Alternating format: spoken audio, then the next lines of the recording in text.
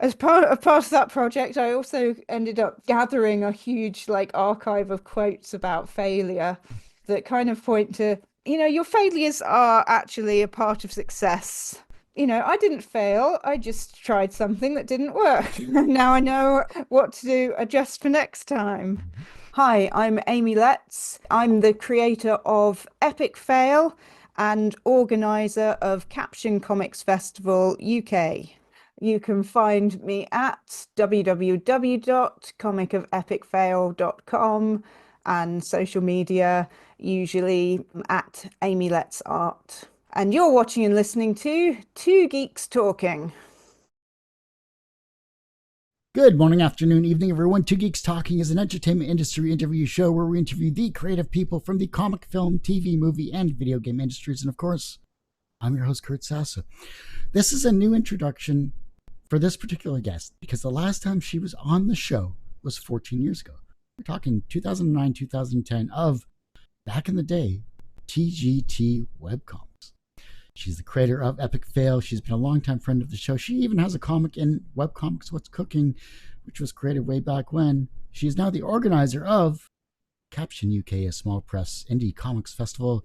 Amy Letts, how are you doing today? I'm doing good, thanks. How are you? I'm doing good. It has been far, far too long. I feel like I'm bringing back the greatest hits of the show with these amazing guests like yourself here. I can't believe you're back on. This is wonderful. Well, thank you for having me. For those that don't know anything about yourself as a creative person, tell us who you are and what you're bringing to Two Geeks Talking today. Okay. I'm mainly on today to talk about Caption Comics Festival, which has been on hiatus since 2017. But I'm bringing it back in 2025 with the theme Rebirth, and our mascot is a phoenix. So Caption started in 1992 and ran for 25 years. And at the time, it was the longest running UK comics festival. And yep. It has it's primarily to do with like independent comics, self-publishing and that sort of thing.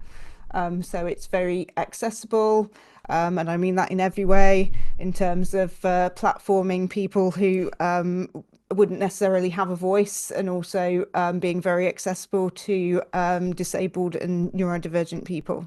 I'm also still making Epic Fail slowly, alongside other projects. I tend to do start art classes from home in my studio in Oxford, and various projects on the go, making like small comics and zines, which I self-publish. That's awesome. I love it. 14 years is a long time. When you were last on here, Epic Fail was your baby. It's a great comic for those that haven't got a chance to read it, and hopefully you get to put together a trade paperback of it itself here. What's the most surprising way that indie comics has changed for better or worse in these past 14 years? Well, in terms of the convention scene, I somewhat feel that they've been pushed out a bit in favor of like movie franchises, particularly in the UK. Comics Village will often be somewhere at the back in the shadows. One of my reasons for kind of getting behind Caption 2025 is to give a space for indie comics, and where creators are kind of front and center, and the comics are the thing rather than the more commercial ventures. It's pretty amazing how the TV and film industry has just taken over comic cons, and Yeah. it's great in a sense that you get multimedia, but it's horrible for indie creators to just get their name out there because everyone's looking for the actors and actresses. And some people don't even know the comics are there. The fact that Rebirth is a great theme, I think, when it comes to comic conventions, because we get a resurgence of them from time to time, and it's great to see that Caption UK is coming back, and that's wonderful to see. What was Caption like in the first 25 years versus what you're trying to bring back today with the rebirth of Caption? We're trying to kind of bring it back in as faithful a way as possible, bringing back the best things that were a part of the convention. It was started by Adrian Cox, Damien Cudgley, Jeremy Day, and Jenny Scott. Started as like a student Oxford Student Union thing, and always been very sort of grassroots, quite rebellious and disruptive. And one of the key things is that we don't have any sales tables. None of the creators are stuck behind tables being salesy. Okay. Their guests, along with everybody else, can go to the workshops and the talks and just hang out and chat.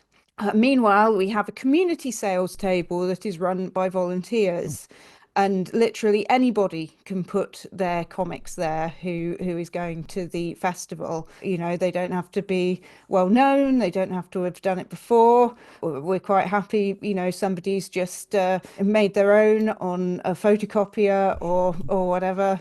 For a lot of people, it's and hopefully this is the case with this year's festival, is that it gets people's feet wet in self-publishing. Certainly, I know a lot of creatives actually got their start at Caption. That's amazing. Yeah. So what's one thing that Caption does well compared to, say, other indie focused cons? Well, so one of the things that is very important to us is accessibility. We've always been quite, focused on that, and we've even done a fundraiser for getting somebody a new wheelchair, and always make sure we're wheelchair accessible. And this year in particular, half of our committee is autistic, including myself. We want to make sure that the space is accessible for neurodivergent people. It's always been, shall we say, a little bit better than most conventions for that, because it's a kind of more quiet, chilled out environment. But in this case, we're going to actually have a exclusive kind of quiet space that people can go to recover from sensory overload, or just anybody who needs a quiet break. What's the schedule for Caption UK? Like, if I were to visit England, when should I go?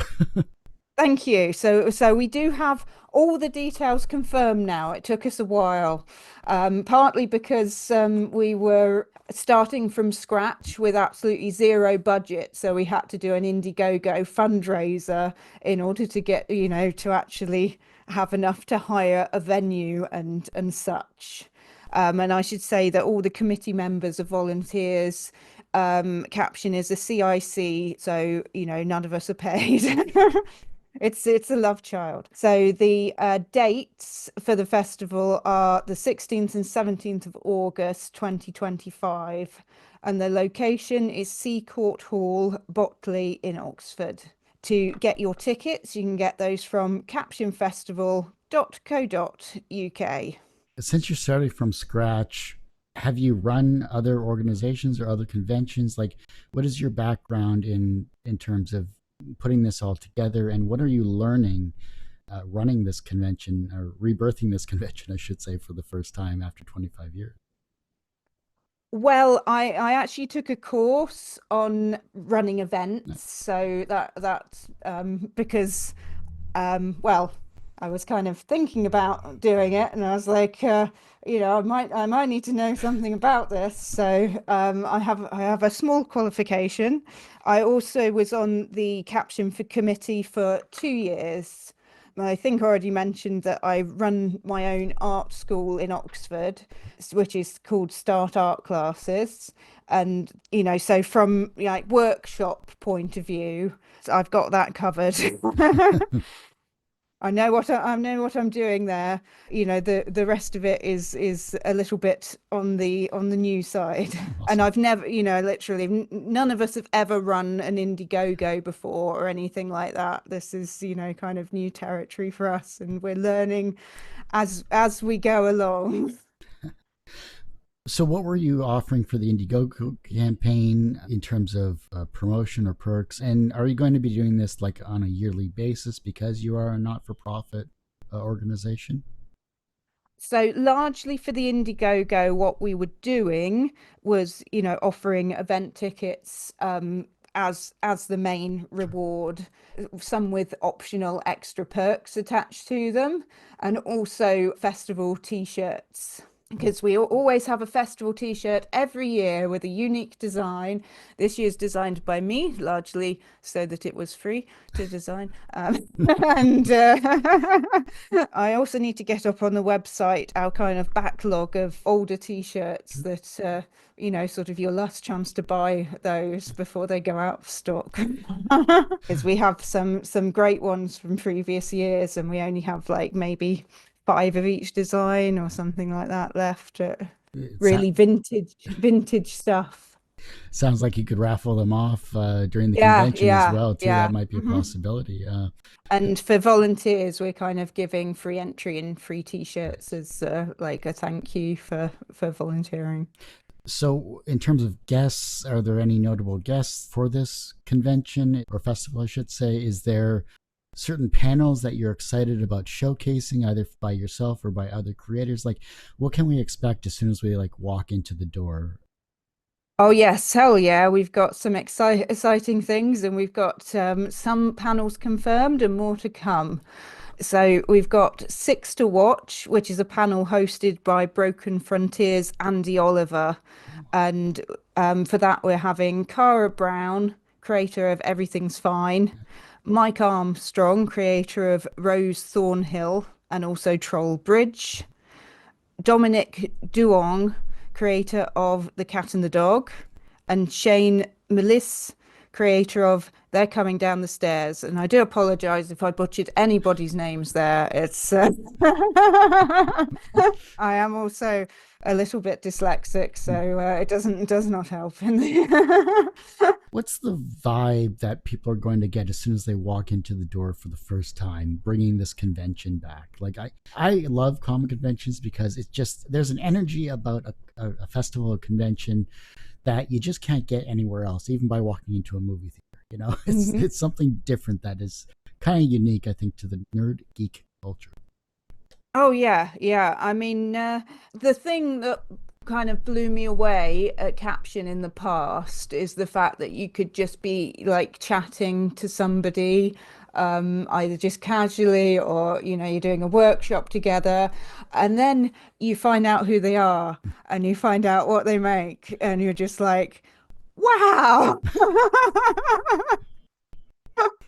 And it's you can make friends with amazing people and make connections that you just massively weren't expecting. And the sales table is it's a treasure trove, because some of the books are literally handmade, like works of art that are one of a kind, and you would not ever be able to get hold of any other way, and you go away with something incredibly special. And then there are workshops. This year, we're, very, very much kind of trying to educate and lead people sort of gently into self-publishing, and and being, quite, this is how you do it. There'll be lots of creators telling like their story of how they started, and I hope one of the things people will take away is that there is no one route in on your creative journey. It's going to all be kind of a path that you kind of make for yourself, and everybody's journey is different, and that is okay. So I'm going to kind of segue back into panels and like listing off what we're going to do this year. So we've got a panel called The Long and the Short of It, which is discussing the creation of long and short form comics. And that's got guests Beck Kubrick, Paul Rainey, and Lucy Sullivan. We've also got True Lives, The Stories We Tell, which is a panel on autobiographical comics, with creators Chris Shepherd of Anfield Road, from Titan Comics, Cara Brown, creators of Everything's Fine. She's also on Six to Watch. Zara Slatterly, creator of Coma, published by Myriad, and Lucy Sullivan, creator of Barking.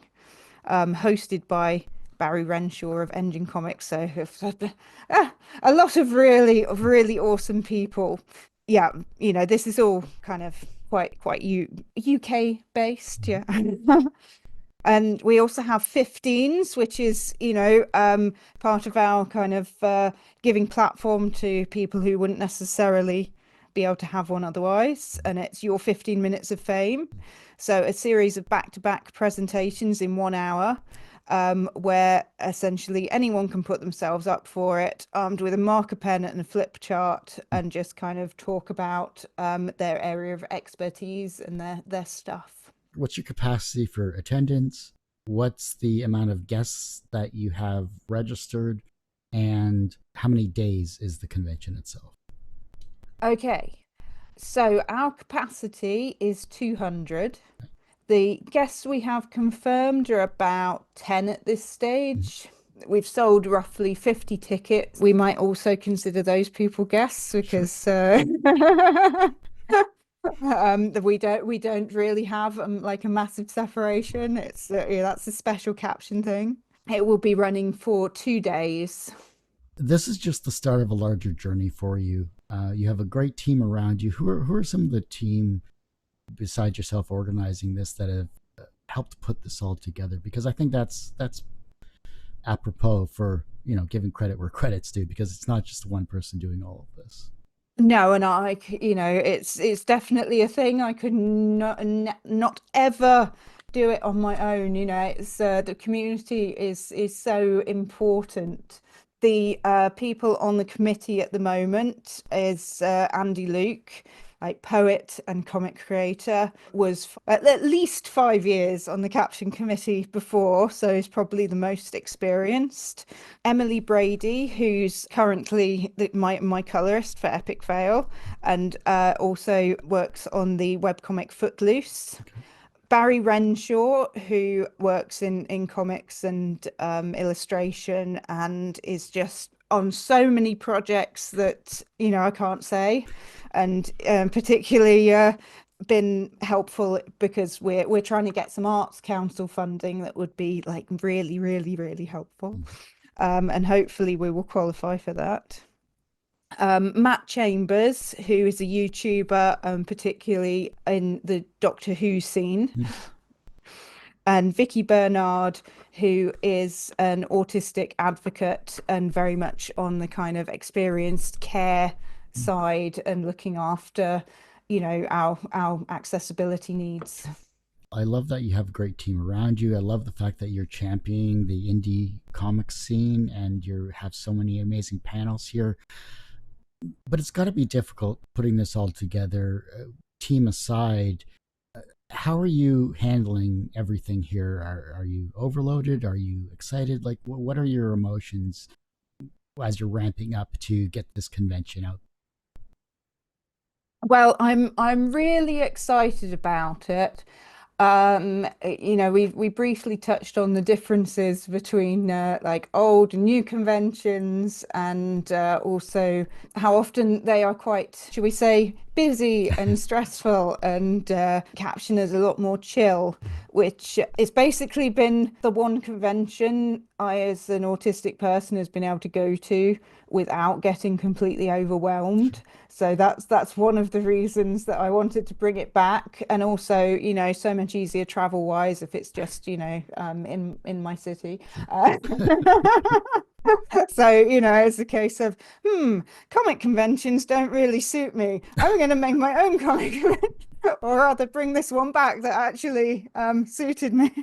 We have had some clashes on the committee and that, and having to smooth things over, make sure everybody is on the right track, which is, it's amazing how great and reliable everybody has been, and also they've been really helping to take the burden off me in terms of, well, I'm self-employed, so I'm kind of used to just trying to do everything single-handedly. When you've got a team around you, it's like, oh, actually, I can do that bit. And it's like, oh, thank goodness.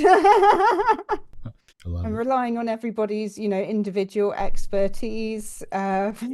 It's hard being a solo creator. It's hard being a solo entrepreneur. It's hard being self-employed. Um, hmm hmm people online make it look easy, and it really isn't. There's all the underlying aspects. No, There's I mean, one of the kind of things that, shall we say, was a bit of a dramatic moment. Here I am ready to launch the Indiegogo, and it wants identity confirmation. And we'd registered it, as a business account, and we hadn't had our CIC status through yet, largely because we had no money to pay for it, because that's partly what we needed the Indiegogo for. Could not verify the identity, could not publish the campaign. So I had to create it up as recreate it as an individual campaign instead, verify my identity and copy and paste everything across like on the night it was supposed to go live. That oh, was quite stressful. yeah, for sure. That's hmm amazing. Small press comics thrive on do-it-yourself energy. What's one low-budget, high-impact tactic you've seen creators use here to stand out? Well, I think honestly, the leveraging your community is the best thing you can do, and also connecting with people and asking for help. And I'll say this: people are often very reluctant to do this, but scientifically speaking, it's a great thing to do to ask for help and show your vulnerability. It's hard, but it actually makes people like you more. So never be afraid to do that. If you don't talk to people and if you don't put yourself out there, then you're basically, counting yourself out and saying no to yourself and your work before anybody else does. You've got to give other people the opportunity and the faith to actually say yes to you. So you've got to dare. It's hard putting yourself out there, though. It is. It's the fear of rejection, the fear of, Mhm. are they going to like exactly what I do? Am I worthy enough of this person's attention, whether I know them or not? It's pretty crazy. Yeah, yeah. I think, again, coming back to that sales table, a lot of people are surprised that they'll just be like, oh well, I'll just put my work out there and I will see, and they're not expecting to sell anything, and then they'll have somebody who's bought their comic and comes up to them and said, oh wow, did you make this? And starts a conversation. The fact that you've been in comics, the fact that you're running this organization and this festival, and you get recognized like that, whether it's from your comic or whether it's an interaction you've had with a person, or maybe it's a fan of yours that you didn't realize you had, does that still surprise you? Yeah, I mean, one of the things that always surprised me was that I tend not to have like a photo of myself out on social media. I have like a cartoony Mhm. version, and people recognize me from that cartoony avatar. And I'm Mm. deeply impressed by that. It's lifelike. It's like I'm looking in a mirror. Go figure, even though it looks nothing like me. Yeah, and it's also I went to a indie book fair recently, and I was probably one of the only people there that had handmade, comic books. And I had some people say to me that I was like the best thing there, and that's always nice to hear, isn't it? And I think, in this day and age of like mass production and that sort of thing, people really do appreciate a handmade project and buying directly from the artist. Yeah. No, but it shows creativity, it shows ingenuity, it shows the ability to use limited resources for what you want to put together and what you want to create. I've interacted with a lot of creators that still create zines, even though they have Yeah. hardcover published books or Yeah, whatever. I create zines. Yeah, love zines. That's almost a connection to your question about low cost way to put yourself out there. Just get a printer and a staple gun, and you're ready to go and make your own books. There's a lot of conventions and a lot of festivals out there, especially in the UK. I don't know. I know of a couple myself because I've interacted with other creators, obviously in the comic scene for the past 16 years. So obviously I've run into them. But what other festivals have a similar vibe to Caption, but you're just that one step above, you feel? Oh,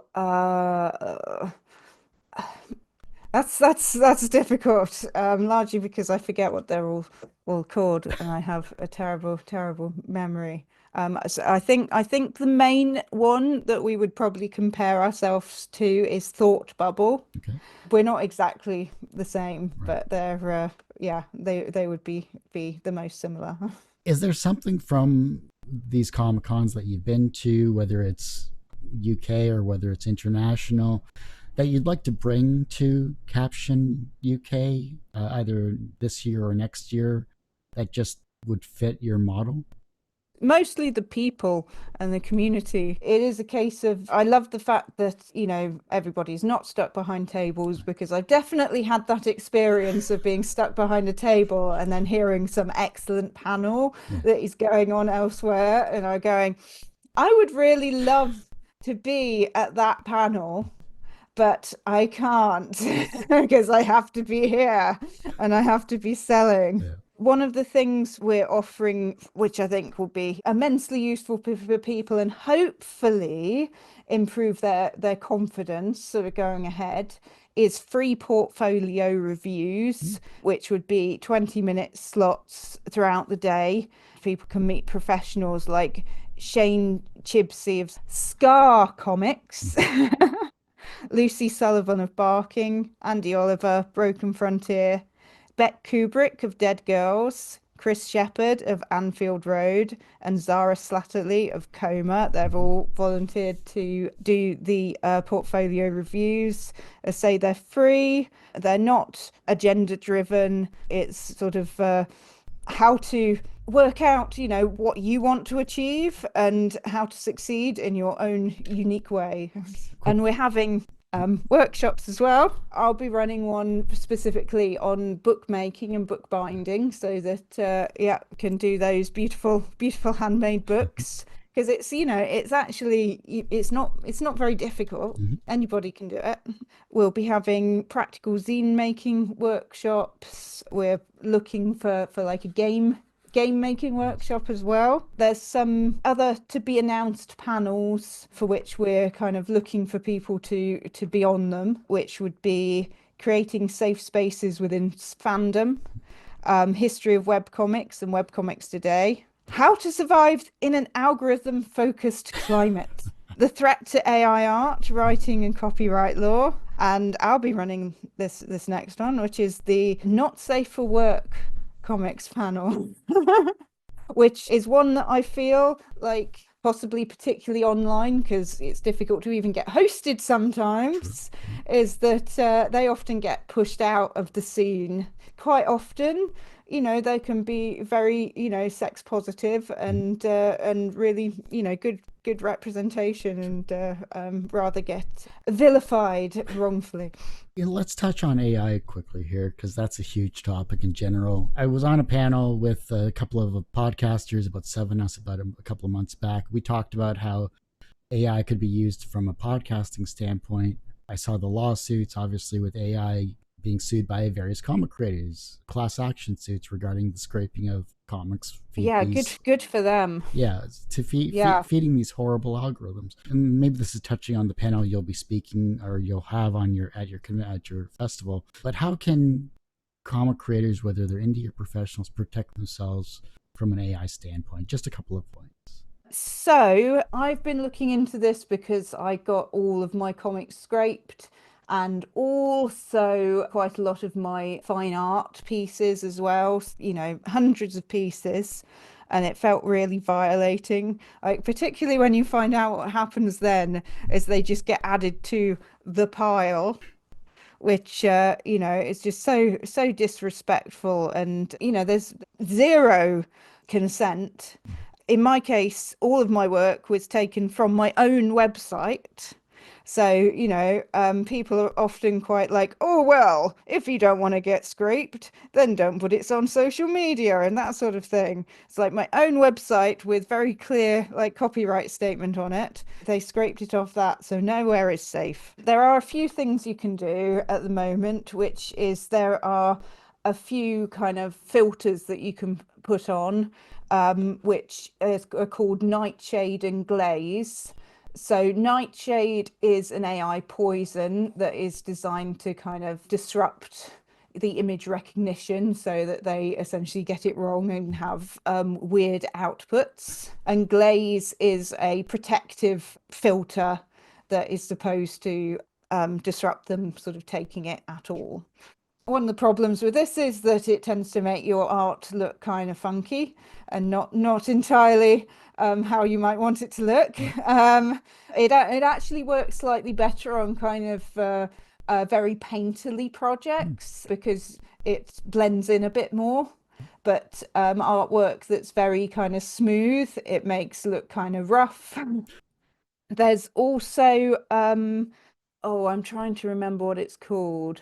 It's an AI trap where it's kind of like a link trap that you can kind of send them through, where it'll be the robots will be looking at your website and it will follow this link that will give it a lot of trash into its algorithm. Nice. So that's another way you can protect your work, or at least make it more difficult for AI to replicate it because it will have a lot of trash in its system. Nice. It's yeah, I think that's mostly it. You can put in your robot's text something that says, no, I don't, grant permission for AI. But the problem is that I'm not sure how much attention is paid to that. And, websites will probably get scraped regardless. Yeah. And in many cases, it has happened, already. And they've already not got permission. So, and in my case, with Epic Fail, I've stopped updating online for now. And I'm thinking I will probably just like put all the comics into a book and do them in a Kickstarter so that the new comics are not going to get scraped from that. And it's just a case of following the law, which, to be honest, the copyright law basically is on the artist's side. It just needs to be enforced, in my opinion, which is that if somebody is using your artwork in their software, which is what is happening, then they are A, supposed to have permission, and B, supposed to pay you. That is what needs to be enforced here. I'm curious because you're doing your own. You have your own art studio. You have your own. You're running this festival. You've obviously been creating Epic Fail.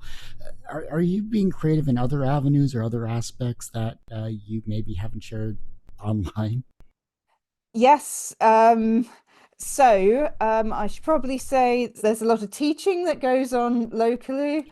I'm going to be running a watercolor landscapes course, and I do those quite regularly. They're my most popular courses.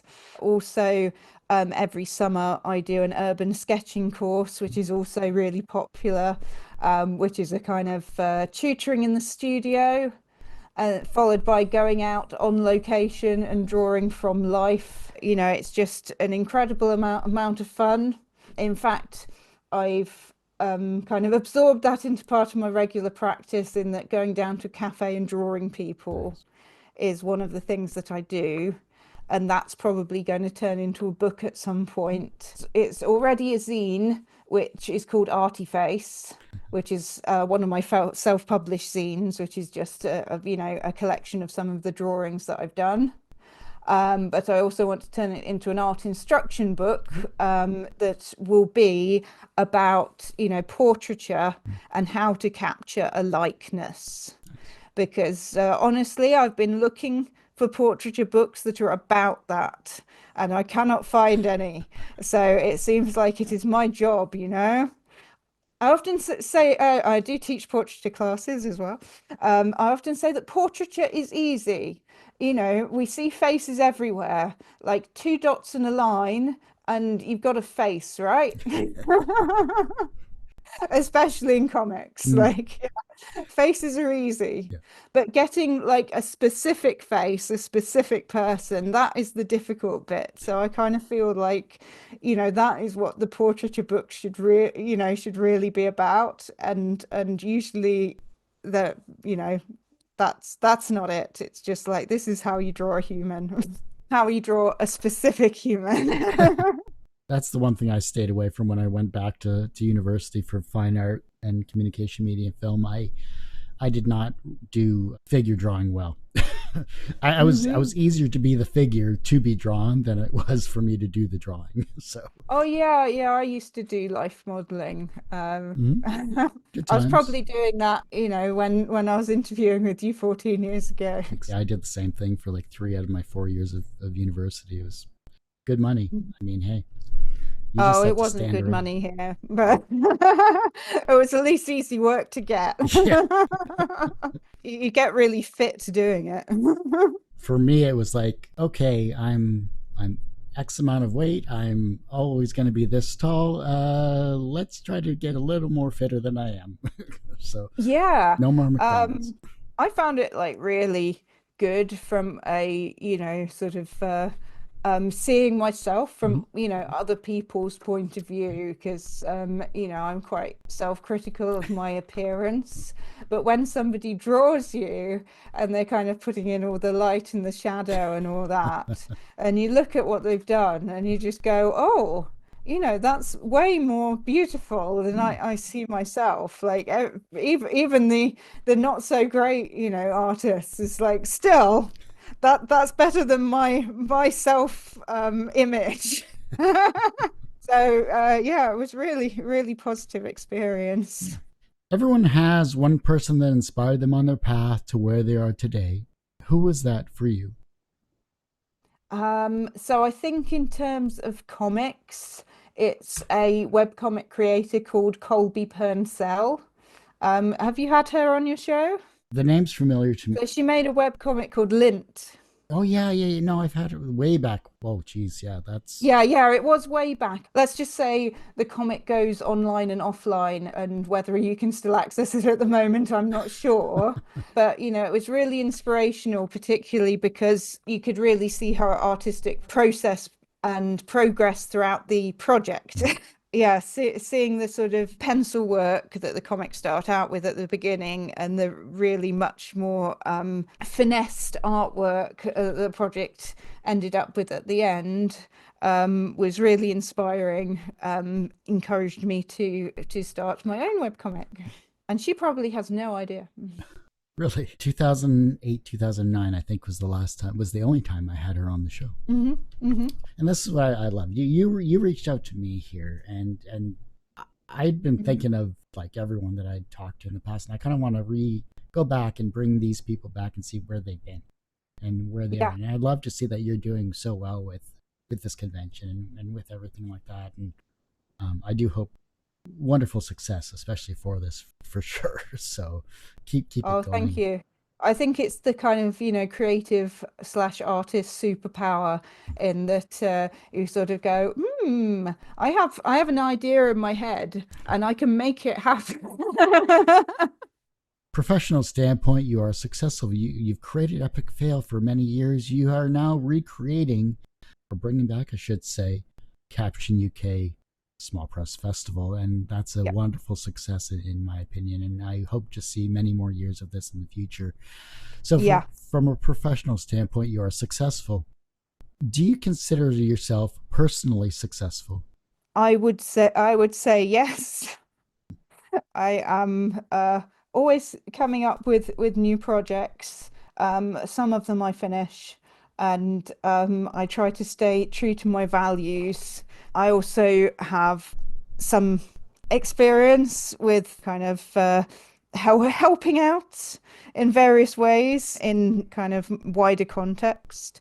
For example, I volunteer for clinical trials on a regular basis. Don't tell my parents. They hate it. This helps to create vaccines and save a lot of lives. So I'm very, very proud of that. I've also recently qualified as an Oliver McGowan autism trainer, which is about training healthcare providers to basically know how to adapt to people with autism or learning disabilities and try to have more health equality in that regard, because about 50% of that demographic die avoidable deaths in healthcare. The reverse of success is failure. How do you deal with your failures? Oh, um, well, my comic is called Epic Fail. So, self-deprecating humor is probably a big part of that. As part of that project, I also ended up gathering a huge like archive of quotes about failure that kind of point to, your failures are actually a part of success. I didn't fail. I just tried something that didn't work. Now I know what to do, adjust for next time. I think know thyself. For example, my autism diagnosis has kind of helped me because I'm no longer sort of trying to be neurotypical or not accept myself or hold myself up to standards that I can't fulfill. So know thyself, very important. Playing to your strengths and yeah, I would say that. The younger generation is looking at your work and they're becoming inspired to be creative in their own way, whether it's as a comic creator or maybe they want to run their own festival in the future. Maybe you're inspiring them down that path. How can they inspire the generation that follows them? Oh, well, volunteer for us, please. Please, we need volunteers. But I think the main thing I would say is to forge your own path. Don't really, try playing too much to just being super popular, because that kind of ends up with everything being the same. And what's really going to play for you is originality and bringing something new and telling your own story. Yeah, just bringing something new to the table. If your life was a comic, what would its title be? And what would its soundtrack be? Ah, um, I think. Well, oh, it's difficult because I feel that there's like several aspects of my life that could possibly be a comic, and there's probably a few that are already like heading that way. I'm working on one, for example, that is about one of my part-time jobs that is to do with women's health, and the working title for that one is Cervix with a Smile. Okay. Good wordplay. So that's like showing like one aspect of my life, and another one that I'm probably going to do sometime is one about chronic migraine, because that's something that I've suffered with since I was about 14 years old. Yeah, quite an important thing to talk about. Okay, working title for that one is My Head is Killing Me. Weirdly enough, my mentor has actually been having me sort of draw comics about like future me and what I would like see for my future journey. Not intending to publish those, but you never know. And that's more on the kind of creative art, side of things. But yes, probably lots of comics about different aspects of my life. Maybe an anthology called Let's Do This. There you go. That works. Soundtrack. Tricky. Probably something by David Bowie because I love David Bowie. Well, unfortunately, Amy, that ends this particular episode of Two Geeks Talk. I want to thank you so much for coming back on the show, I should say. Oh, thank you so much for letting me speak. Before I let you go, where can we find you? How can we support you? Of course, where is the Caption UK? When is it? And anything else you'd like to promote? Okay, so let's do the captiony stuff first because that's most important. Well, I say, I consider it more important than my rubbish. Caption, you can find out what it's all about and book tickets at captionfestival.co.uk. The dates are the 16th and 17th of August 2025, which is a weekend, and that will be taking part at Seacourt Hall in Oxford. And the theme is rebirth, and we will be accepting comic submissions for our festival booklet. So anybody can submit to this. And if you have been published before, great. If you haven't, also great. Get your feet wet. In terms of my stuff, the easiest way probably to find all of my stuff is to go to amulets.com because that's my kind of personal hub that like Linktree, but not, which is AMULETTS, and that leads to my comics, my artworks, and all that. And you can find me on social media at Amy Letts Art on all popular platforms, but not X. All other social media platforms except the dumpster fire. Yeah, except the dumpster fire, exactly. Well, like I said, that ends this particular episode of Two Geeks Talking. You can, of course, find this interview and 1,200 plus others not on our website because that is completely borked. Because I am only one person. It's been borked for about 10 years now, but no one really cares about that. So, except me. You can definitely find all of our interviews on our YouTube channel, youtube.com/TGT Media. The podcast you can find at Two Geeks Talking. That's TWO, not the number 2, TWO, geekstalking.podbean.com, or just search Two Geeks Talking wherever you get your podcasts. And as I say every week, everyone has a story to tell. It's up to me to help bring that out. Thanks for listening and watching on Two Geeks Talking.